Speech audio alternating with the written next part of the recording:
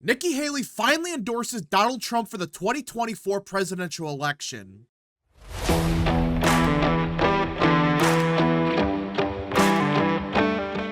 What is up, people of the internet? It is me, Real American, back again with a new video, and today it is time to talk about the 2024 presidential election because everyone, Nikki Haley has finally endorsed Donald Trump for the presidency this year. Yeah, that's right. It's been months since she dropped out, and everyone was speculating, would she even back Trump? Would she back Biden? What was she gonna do after she dropped out? Despite signing a pledge, there were many people that thought, yeah, she may not even back Trump in November. Well, she finally decided to honor that pledge she signed just a year ago and finally endorse Donald Trump for the 2024 presidential election. Now, before we continue with today's video, I hope you enjoy these type of videos. If you do, smash the like button down below, subscribe, share with your friends, hit that little bell, follow the social media accounts in the description down below, and of course, join the channel today. Again, folks, all support is greatly appreciated, and yeah. Now, let us get into it because finally, I cannot believe that she waited this long to finally endorse Trump. But if you were going to endorse him either way, why the hell did you wait till the middle of May? No, almost June at this point to finally endorse Trump. It makes you really wonder what her true intentions are by endorsing him. Former UN Ambassador Nikki Haley said Wednesday that she's planning to vote for former President Trump in November, despite her criticism of him during the campaign for the GOP presidential nomination. Haley made her first public appearance since dropping out of the presidential race with a speech on national security and foreign policy at the Hudson Institute in Washington, D.C. Of course, she's back to the grift of, I'm the foreign policy expert, but I can't name a single state in Ukraine. But we gotta send troops over there to die. She's been a fraud when it comes to foreign policy for years. The fact that the people in DC actually listen to her, that's kind of scary to think about because she's the one that wants war with Russia. She wants war with China. She wants to start God knows how many wars across the world. In the name of what? Democracy? I don't know. But the fact that people take her seriously when it comes to national security and foreign policy, that is a bit scary. But the fact they actually listen to her on top of that, I cannot believe that despite everything she said, the bozos at, say, the Hudson Institute decided, yeah, let's bring Nikki Haley here to talk about foreign policy. After the remarks, she took a question from a moderator on whether Trump or President Biden would do a better job handling the issues.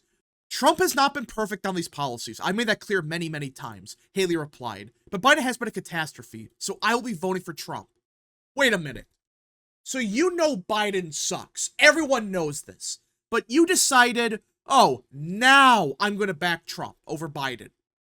What changed in the past 2 to 3 months to make you decide, actually, yeah, Trump is better than Biden? Seriously, what? Nothing. She's just realizing that her political future is dead in the Republican Party, unless she backs Trump. That's what's coming down to. She doesn't care about, if Trump wins or not. Honestly, I think she would prefer Biden to win, just so she could say, I told you so. But she even understands if she doesn't publicly back Trump, there's no way in hell she ever becomes president on the Republican side. Never. She's never going to win the nomination. And if she somehow did, millions of Trump voters, which, by the way, you need them to win, would not vote for her. But the fact that she finally endorsed Trump, I'll give her credit for that. After she signed the pledge a year ago saying, if I'm not the nominee, I will support the nominee no matter who. Having said that, I stand by what I said in my suspension speech, Haley continued. Trump would be smart to reach out to the millions of people who voted for me and continue to support me and not assume that they're just going to be with him, and I genuinely hope he does that. Well, the problem with that theory, and we've been over this countless times, is the people that are voting for Haley, we know for a fact over half of them voted for Biden in 2020, and 99% of those people said, yeah, we're going to support Biden in 2024. No matter who the nominee is. It could have been Haley, and they would have voted Biden no matter what. So while I agree, yes, there are some conservatives that Trump should target, obviously, those people, they're already behind Trump at this point. They're voting for him. They might vote for Haley in the primary because, well, I think Haley is better, but I'm obviously going to back Trump. There's plenty of voters like that. But the problem is, the rest of them, they're just Democrats. So who cares what Democrats think in the Republican primary? They're not going to vote for Trump no matter what. Haley has continued to pull double-digit support against Trump in the Republican primaries, despite dropping out of the race for the GOP nomination after Super Tuesday. We've been over this again and again. For crying out loud, most of these people are Democrats, but ignoring that for a second, just compare to 2016 when everyone dropped out. Ted Cruz, John Kasich, all of them, and Trump was the last one running. Trump was barely cracking 70%. Right? There were a lot of Ted Cruz voters still voting Ted Cruz. It's the same thing that's happening with Haley. This happens every cycle. Go back to 2000 with Bush. Go back to 2004 with Kerry. It happens every cycle. A bunch of people in their party, whether it's the Democrats, Republicans, it doesn't really matter, they vote for the preferred candidate even if they dropped out, just because they think they're the best option. And the fact is, Trump is actually getting quite a large share of the vote. Usually they're in the 70s for the last one standing, no one else is running against them. They're the presumptive nominee, all of that. They're usually getting 70%. Trump in most states is getting 80% of the vote. Hell, even 90% in some places. The Biden campaign, which has courted Haley's supporters, released a statement Wednesday saying Haley's announcement that she'll vote for Trump does not change anything for the millions of Republican voters who continue to cast their ballots against Donald Trump in the primaries, and that Biden is the only candidate who cares deeply about the future of our democracy. Democracy. Other words, these are Democrats. The only people that give a rat's ass about democracy, like stopping the Orange Man, are partisan Democrats. The fact that that's the messaging they're using should tell you, yeah, even they understand. These are not actual Republicans. These are not conservatives that are still voting for Haley. Some of them might be, but they're going to vote for Trump no matter what. A large chunk of them are just Democrats that wanted to screw with Trump, especially in open primary states. We know that's what's happening. Look at Indiana, for example. We have evidence to prove that tens of thousands of Democrats voted in the Republican primary because, really, in Indiana, that's the races that matter. The Republican primary, because every other race, it's uncompetitive in the general. That's why Democrats voted in the Republican primary. We know this. That's why Mike Braun underperformed. That's why Nikki Haley got a lot more votes than expected. That's not a conspiracy. It's just facts. It's precinct data in Indiana. We know this because guess what?